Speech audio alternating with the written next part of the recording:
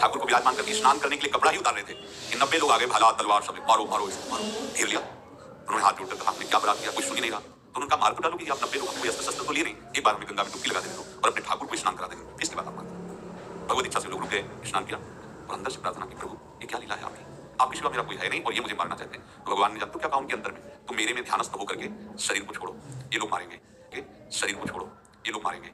ये मेरे भजन का फल है कि तुम्हें 90 जन्म नहीं लेना पड़ेगा। एक ही जन्म में 90 मिलकर तुमने 90 हिंसा की थी पूर्व में, तो तुम्हें 90 बार जन्म लेना होता और एक एक करके मारते। ये मेरे भजन का प्रताप है कि एक बार में ही 90 का हिसाब हो जाएगा। तुम आंख मूंदो, मेरे ध्यान में मगन रहो, मेरे प्रताप से तुम्हें कोई चोट नहीं होगी और स्वाभाविक मूर्छावस्था में प्राण तुम्हारे छूट जाए। ऐसा ही हुआ, ऐसा हुआ। तो ये बात समझ लो कि ये जो कर्मानुबंध है, ऋणानुबंध है। अब देखो, अगर शाप महात्माओं ने दिया कि तुम्हारे वंश का इससे विनाश होगा, तो भगवान भी परम धाम जा रहे तो उसी कील से बाण की नोक में जो मछली लील गई थी छुटाकर, उसी से की नोक बनाई और उसी नोक प्रहार किया। भगवान के श्री चरण में वही बाण की नोक लगी, भगवान स्वीकार किया ना। भगवान का बड़ा लीला विचित्र है। अगर छुप करके उधर रामावतार में बात, तो इधर स्वीकार किया भगवान ने। ऐसा कहीं नहीं दिखा कि मैं भगवान हूं तो मैं अपने लिए, ऐसा नहीं दिखा। नारद जी का हित किया पर नारद जी ने श्राप दिया तो भगवान ने स्वीकार किया। बंदरों ने सहायता की, जैसा बोले थे वैसा। ये लीला इस शरीर में भोगनी पड़ेगी। हाँ, ज्यादा को कम में भुगता देंगे, पर अगला शरीर ना मिले इसके लिए सर्वतोभावे भगवान की आश्रित हो जाए। जैसे आपने दुकान फैला रखी है, उसमें दो काम होते हैं, लेना और देना। किसी को उधार दिया है तो हमें उसे लेना है, और कोई नगद देकर सामान ले रहा है तो उसे सामान देना है, या उधार लिया है तो हमें उधार देना है। अब अगर दुकान बंद करनी है तो तुम्हें देने वालों पर जोर देना है, लेने वालों पर जोर।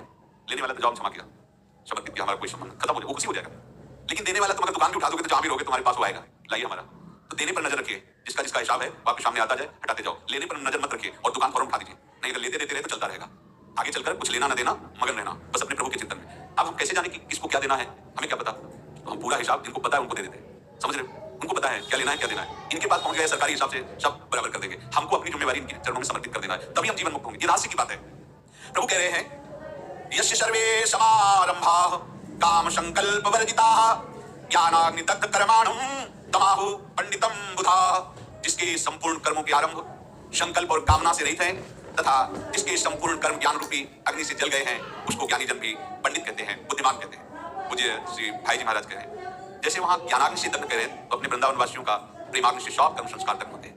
जिस समय आपके हृदय में भगवत प्रेम का प्रादुर्भाव होगा तो लेस मात्र कभी तुम्हें दुख नहीं भोगना पड़ेगा। प्रेम का प्रादुर्भाव होते ही दुख का नाश हो जाता है, महासुख। जब प्रेम का प्रादुर्भाव होगा तो समस्त पाप भस्म हो जाते हैं, अशांति नष्ट हो जाती है, संसार ज्वाला स्पर्श भी नहीं कर सकती है। जब भगवत प्रेम का प्रादुर्भाव होता है हो सकता है उस उपासक के जीवन में दुखों का पहाड़ टूट पड़े, परिवार खिलाफ, शरीर रोगी, अव्यवस्था, बहुत बहुत कुछ सब। कह रहे इतना सब होने पर भी उसके हृदय में कोई भी दुख नहीं होता।